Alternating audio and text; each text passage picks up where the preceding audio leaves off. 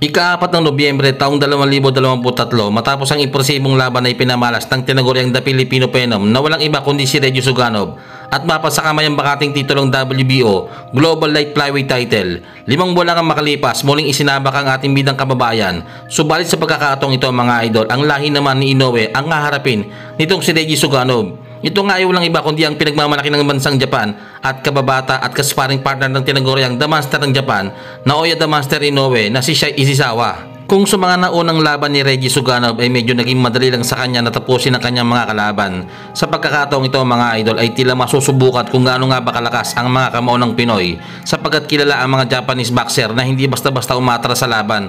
At alam naman natin na marami na ring Pinoy World Champion ang pinasuko ng mga boksingerong Hapon. Kumbaga hindi na Meksikano ang bagong karibal ng mga Pinoy ngayon pagdating sa sports ng suntukan. Kaya naman hindi basta-basta o pipitsugin itong Hapon na makakalaban ng ating bidang kababayan mga idol. Sapagkat meron itong nakakatakot na 100% knockout ratio na ang ibig sabihin lahat na nakakalaban itong si Ishizawa ay puros tulog ang inabot sa kanyang mga kamao. Sa katunayan nga niyan mga idol ay dati nang lumaban itong si Ishizawa sa isang pangdaigdigang titulo kontra sa kapwa Hapon na si Masataka Taniguchi. Subalit nabigo nga nitong makuha ang kauna-una niya sa ng world title belt. Ganun pa man ay kumpiyansa ang Hapon sa kanyang kapangyarihan taglay na muli itong mapapalaban sa isang world title fight. Kaya naman dalit-dali ay kinasahan nito ang hamon ng Pinoy at wala daw problema kung sa bansang Pilipinas pagagawin ang kanilang bakbakan, na ang ibig sabihin ay hindi nito binibigyang importansya ang kakayahan ng isang mandirigmang Pinoy. Subalit ang inaasahang easy fight ng Hapon sa Pinoy ay tila ba naging isang malagim na bangungot na talaga namang iginagimbal ng buong Japanese Boxing Society at Monster ng Japan, Naoya The Monster Inoue, kung saan ay nasaksihan ng mga ito kung paano lumpuhin ng Pinoy ang Japanese boxer na halos mag-agaw buhay na. Dumating pa nga sa punto na kinailangan ng isa kaysa stretcher ang kawawang Hapon para lang maisalba ang buhay nito. Ika-30 ng Mayo taong 2024 nang dumayo sa unang pagkakataon sa kanyang boxing career ang Japanese sensation na si Shai Ishizawa upang sugupain at tangkay na gawin sa Pinoy na si Reggie Suganov ang titulong WBO Global Light Flyweight title. Ang kanilang bakbakan inaganap sa Holy Name University Gymnasium, Tagbilaran City, Bohol. May kartada ang Japanese boxer na 11 panalo. 10 dito ay tinapos niya sa pamamagitan ng knockout at may 3 talo. Habang si Reggie Suganov ay tanga ng kartadang 14 na panalo. Ang 4 dito ay tinapos ng Pinoy sa pamamagitan ng knockout at may 1 talo lamang. Round 1. Dito medyo nakakapaan pa ang dalawang boksingero mga idol. Pero maganda yung banat dito ni Reggie Suganov ba? Makikita mong maingat siya pumukol at hindi niya hinahayaang mangibabaw ang pagiging aggressive nitong si Ishizawa. At makikita ang halos pumapasok lahat ng suntok nito sa pagbumuka at bodega nitong Japanese boxer. Pero kahit pa paano, sumasagot din itong si Hapon mga idol. Hindi rin basta-basta nagpapabaya at gumaganda rin talaga ito sa Pinoy. As a minimum weight at now trying to make inroads in the junior flyweight division. So dito nga po, scheduled for 12, kapaan po ito. But alam naman natin yung power galing sa kamay nitong si Ishizawa is something that Suganov has to be very careful of. Suganov suffered his first loss in his career just last year, last July 2. Sa unang biyahe niya by virtue of that win against the Venezuelan, itong si Ronald Chacon. So dito po sa round number 1, medyo nagkakapaan pa sila. Again, scheduled for 12, and usually the longer fights would favor the Filipino, who's more of a boxer, a stylist, than he is a power hitter, but now he's displaying some power. 4-punch combination, no response for Ishizawa. Reminds you a lot, ito flyweight division is where the most championships have been taken by Filipinos. Suganov.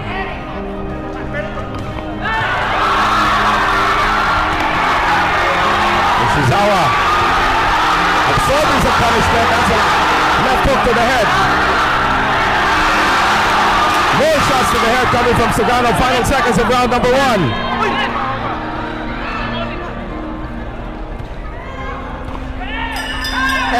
Late surge there coming. Round 2. Bagamat nakuha ni Reggie Suganov ang unang round, ay mapapansing hindi masyadong nasasaktan itong si Ishizawa mga idol. Makikita naman diba, halos bawat suntok ni kabayan ay may sagot itong Hapon. Grabe din talaga ang stamina ng mga Japanese boxer. Talagang hindi ito dadayo sa Pinas nang ganun-ganun na lang kung wala itong baong bertod sa balat. At mapapansin mo sa Hapon ay siya ang aggressive. Kumbaga hindi ito natatakot makipagpalitan ng mukha sa Pinoy. Well, napansin din siguro ng Hapon na may putok sa kilay itong si Reggie, kaya sinasamantala niya ito. Sa ulo nitong si Suganov, there may have been a headbutt somewhere. That would be unfortunate if that cut gets bigger. If it isn't, shots to the body. Better defense actually here to the head.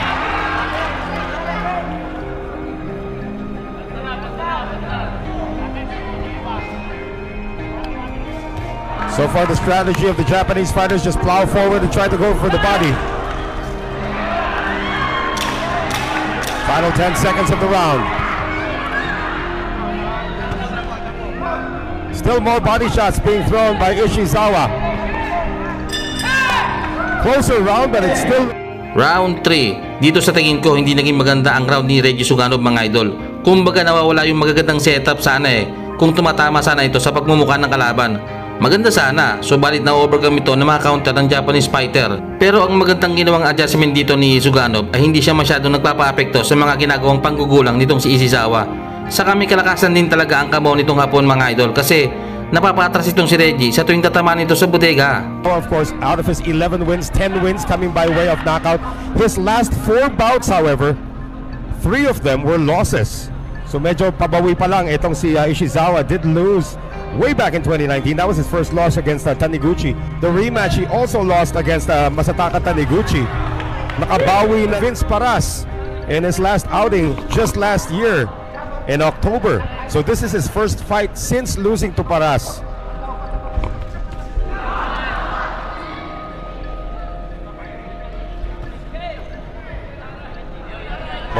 Like that combination was just a flurry.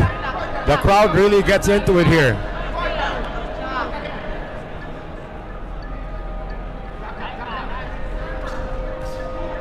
One more shot to the body.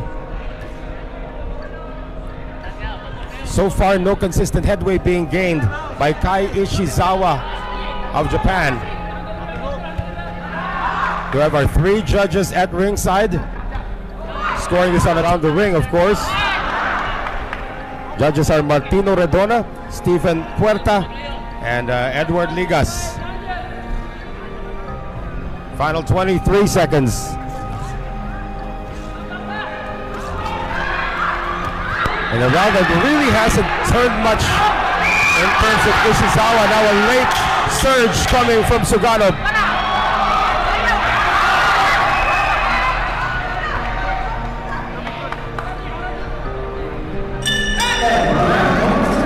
Round 4. Dito na nagsimulang umatake si Reggie Suganov, mga idol. Marahil ay inisip nito na lubang nasaktan ng Japanese fighter sa mga birada nito sa tagiliran. Subalit, dito ka rin talaga magugulat sa mga boksingerong Hapon na ito dahil makunat pa ito sa Belekoy na kahit tinatamaan pa ng solid na suntok sa pagmumuka at bodega ay nagagawa pa rin ito makipagsabayan kay kabayan. At ang matindi pa nga dito, nagagawa pa nitong baliktarin ang sitwasyon.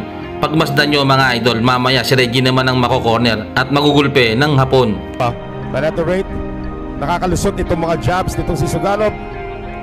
Might be a very long day here for the Japanese fighter. But again, the game over a smaller opponent. The one thing Suganov doesn't want to do is get engaged in an inside battle. We have a holding warning issued by Attorney Dandrek Stapdasan, our referee.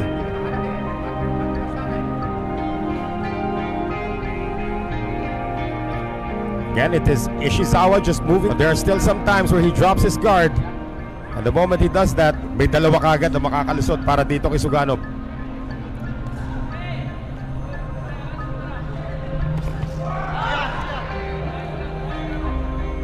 Past the halfway mark of round number 4, scheduled for 12. Isna, unti-unti na pong namamaga. Again, he's just moving forward. That's the only positive working now on the side of Ishizawa. He's not allowing his opponent to move forward. Medyo sumandal doon ng matagal. Ito si Suganov. Pero nakabalik na rin. And he has now turned the tide. He has now got his opponents against the ropes. 40 seconds remaining here. A lunging left hand coming from Suganov. Another uppercut. And this time Ishizawa says, bring it on. Another right hand here from Suganov. The accuracy from the Philippine, not just one, both of them starting to close. Dandrek Stapdasan has to step in once again. Final seconds of the 4th. Suddenly the power of Reggie Suganov being displayed here. Kino-contra-tempo niya talaga. Ito si Ishizawa. Every time Ishizawa tries to reload, Suganov is in his face. And Ishizawa... Round 5. dito mukhang nakukuha ni Reggie ang momentum ng laban sa nakalipas na 4 na round. Pero bibilib ka rin dito kay Ishizawa mga idol dahil hindi ito natitinag sa mga suntok ni Kabayan.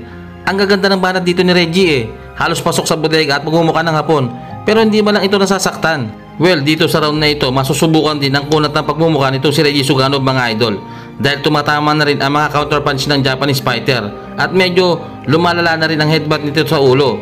Kaya naman delikado dito si Kabayan Thailand in 2017, itong si Bong Sapon. Paglakip. So far, Ishizawa is actually doing well until that right hook delivered by Suganov, but now Ishizawa, his game plan is now starting. Oh, good exchange there. Ishizawa had the better of it though. Another jab coming in for the Japanese. A lot of misses here for Suganov. Round number 6 comes to an end, and it looks like that is the first.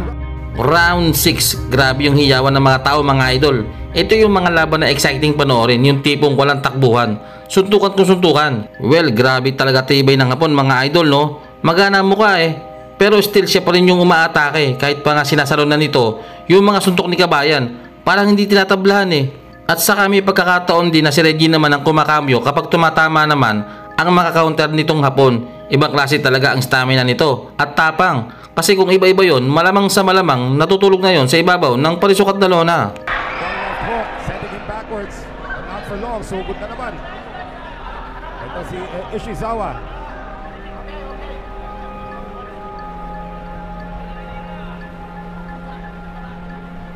Suganov needs to find ways to work the angles here. Napapasok itong si Ishizawa. Trying to be a counter puncher. We knew he was the aggressor at the start. That uppercut goes through. Counter na ginagawa pa so far. Itong si Suganov to take that away. And that is a display to the judges. The rest of round number 6. Suddenly, bumuhos na naman si Suganov. Not very accurate on the punches, but still enough to get the crowd into it.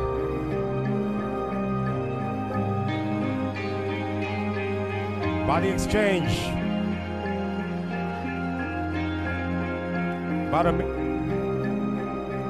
Ishizawa getting a little successful now with those inside incursions. Nitong si Suganov, as we now enter the 7th round, still very much the same, but now napapabilis na yung pagsugod dito nitong si Kai Ishizawa of Japan in the pink trunks. A little bit of wrestling there between the two. One of our strictest referees, Datrix Tapdazan, instructs them on what not to do in a tie-up like that. You can see that Suganov's power is sort of taking a breather at the moment. The wound is not a factor anymore. If you're just joining us, meron pong sugat na natamo. Etong si Reggie Suganov, as early as the first round, tuktok pa lamang po the first round, pero talagang naging lahong. Now Suganov's reach advantage has been negated now because of all of the inside shots coming from Ishizawa. At yung depensa ni Suganov, unti-unti na pong nadidismantle. Fighter for head, the jabs and the combinations to the head. Kasi unti-unti na nga napapasara na niya yung mata ng kanyang kalaban. But in this case, boy, Ishizawa looks like the first 5 rounds was just a testing. Here. And he did suffer that knockout loss against Masataka Taniguchi in 2019. We'll make that in 2022. It was a 10th round TKO.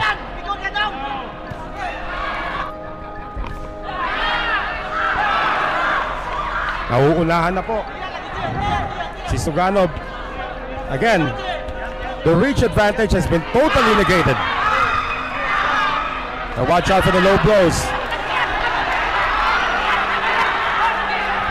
Taniguchi has really, Ishizawa has really flipped the script here. Naging flat-footed na itong si Suganov. He is retreating, and every time he tries to pull off something, Ishizawa is in his face. Another round looming towards the fighter from Japan. Suganov was so accurate in the first 3 rounds, now he can't hit anything.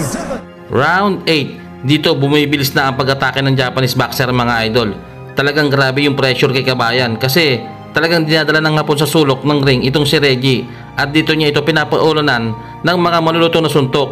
Dito umatras na si Kabayan dahil sa lumalala na yung sugat niya sa muka na galing sa accidental headbutt Pero yung pagiging aggressive nitong Hapon ang siya rin magpapahamak sa kanya kasi wala na solog ang diskarte nito bara-bara na lang. Kasi ang nangyayari, kumbaga dito umaasa na lang ito sa isang miracle shot. Kaso siya pala ang masasapul dito ng Pinoy. Height advantage over his opponent. Oh! Ishizawa got staggered there by the left hook coming from Suganov, and another one. Ishizawa is down.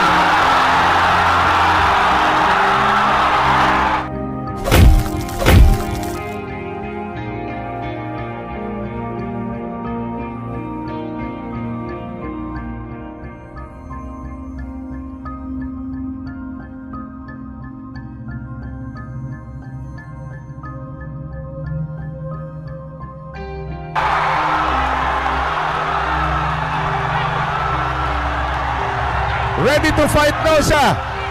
The blood is coming out of Suganov's head, and Ishizawa smells the blood, wants to get it back. Oh, great right coming from Ishizawa. Napatras na si Suganov. Ishizawa missing. Less than a minute remaining here in this pivotal 8th round. One knockdown scored already, so this is a 10-8 round for Suganov. Sent Suganov backwards. Nakabawi na ba? 3-punch combination, all power shots. Another connection to the head. And throwing in the towel. The side of Ishizawa. It's over.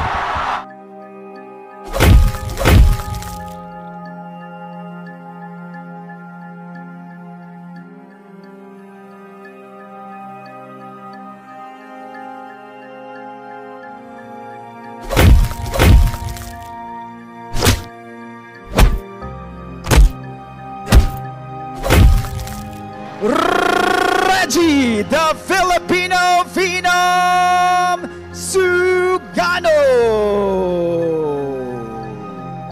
Ika-30 ng Hulyo, taong 2022, matapos ang dalawang sunod na panalo ng batang Pinoy na may alias na Victorious at tubong Iloilo City na si Jules Victoriano, ay nabigyan ng isang malaking laban ng ating kababayan at napadayo sa unang pagkakataon sa bansang Vietnam. Dito ay binangga ng ating bida ang kasulukuyang IBF Asia Lightweight Champion at pambato ng bansang Korea na si Hong Kwan Din. Madalas sa ating mga kababayang boksingero ay palaging nalalagay sa alanganin kapag ito ay dumadayo sa baluarte ng kanyang makakalaban at mauuwi sa isang desisyon ang kanilang laban. Ganito ang sinapit ng batang Pinoy na si Jules Victoriano sa kamay ng mga Koreano.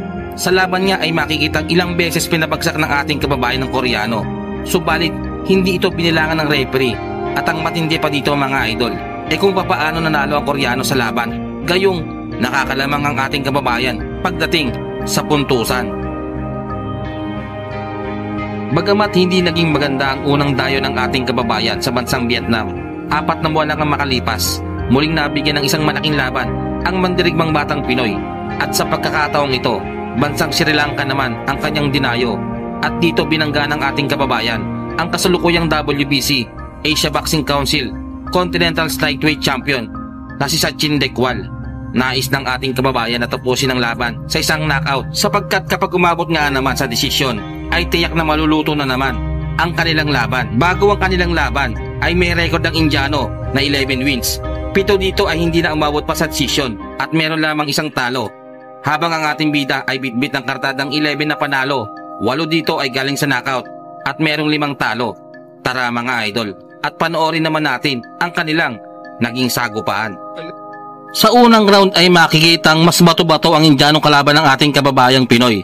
Subalit ganun pa man mga idol ay hindi mo naman makikita ng pagkatakot itong ating bidang Pinoy. Kaya naman nakikipagsabayan talaga ito sa kalabang Indiano.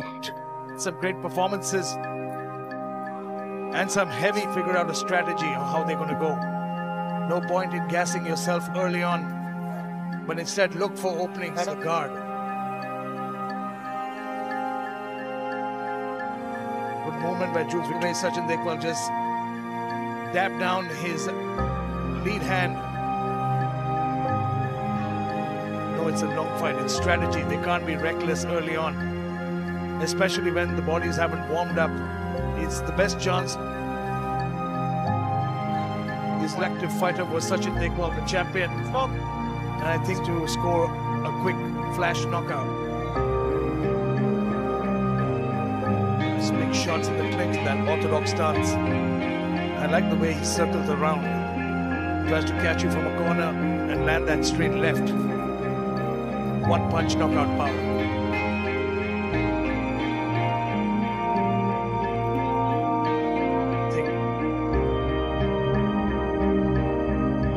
And they cut very different angles as compared to orthodox fighters. Good body shot there and good combination. Not having any problem with it. His previous opponent to win the belt. Both fighters staying patient. Nice counter shot there. Jules' corner instructing him to pick up the pace from Sachin. Oh, beautiful left hook of major significance. Oh! Big left hook landed by Jules there. Check left hook coming in. Caught Sachin Dekwal. Dekwal immediately, his eyes opened up. I guarantee you he doesn't want to do the same here again today. Beautiful left hook that caught him a while ago. That was a great exchange. Again, both these men starting to exchange with each other. It's like a game of chess. You wait for your openings and there's a lot at stake here. Good body shot by Jules. Gets out of the range. Continues now. Double jab by the champ.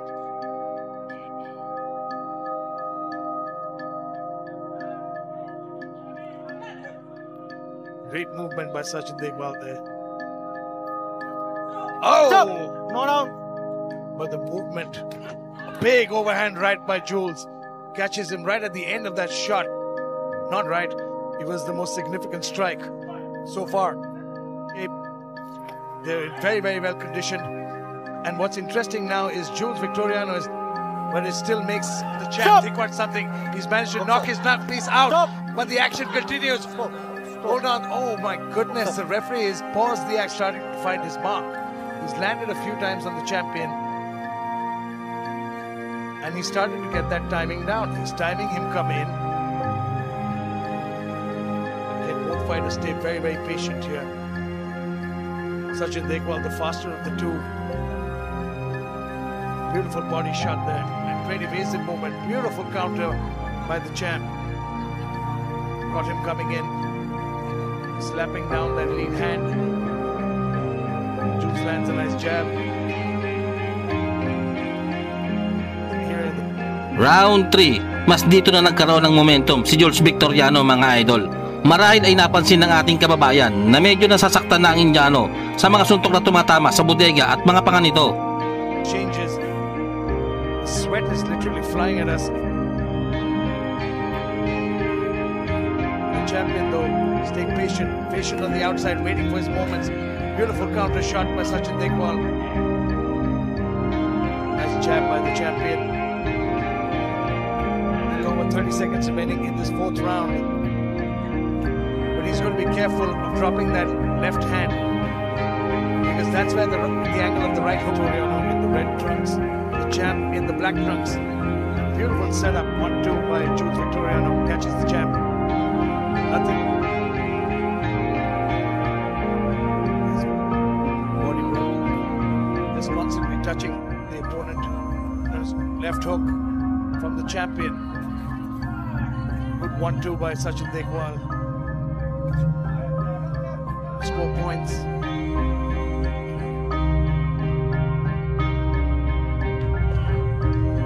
Nice counter, a good defense by Jules Victoriano. Sachin managing to bring back that timing now. Start mixing things around. Right hand of Jules Victoriano. We saw that happen in the second round. We saw it happen again, and that is something that his corner will definitely... Oh, again, that's what I keep saying. It's that right hand. When Sachin lands that right hand, he drops his left, which opens up the right. Definitely, Coach Shiv would definitely be telling him to watch out for. Again, that right hook over the top. That's what we keep saying. You know, it's the something. A big uppercut, lead hand by Jules. Sachin Dekwal slightly on the back foot now. As Victoriano picks up the pace, lands a big pause. Best weapon is that straight left. And an orthodox, when he fights a southpaw fighter, can leave a southpaw vulnerable to that straight right because you don't see it coming. Staggering left hook. You know that caught the champion backing away immediately. Smartly clinches, starting to time him again. He's okay eating a jab, stepping into the pocket. Sachin Dekewal staying sharp. 30 seconds to go in this 5th round. From the jab. Big 1-2 there. Certainly caught his attention. Jules Victoriano.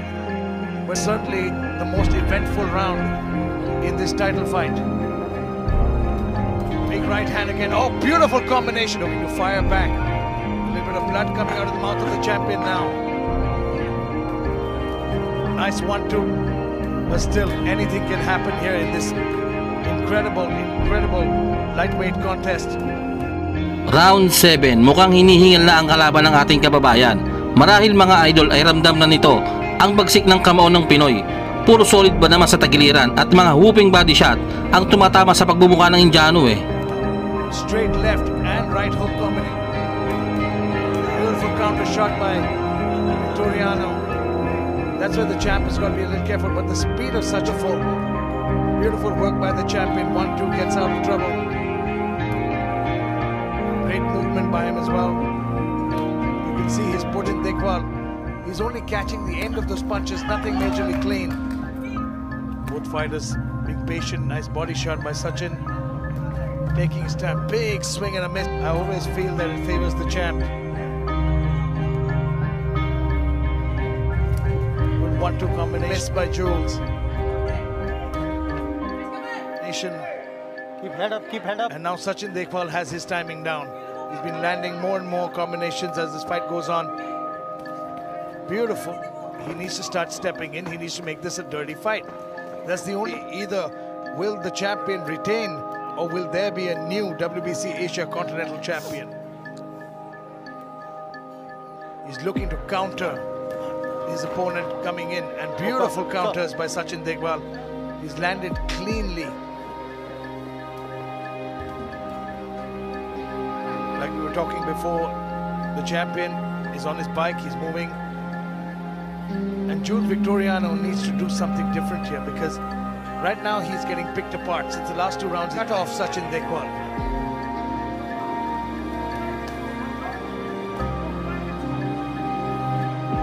He's getting picked apart by the champion.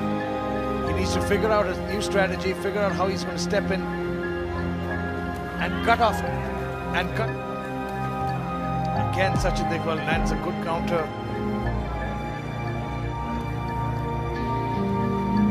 Oh, Sachin Dekewal is going to run away with this fight.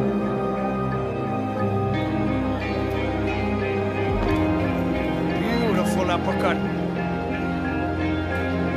Jules Victoriano better figure out a strategy to close the distance and step in with some real damage. And left hook combination.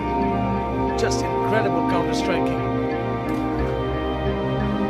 Great patience, and that's what his movement is allowing him.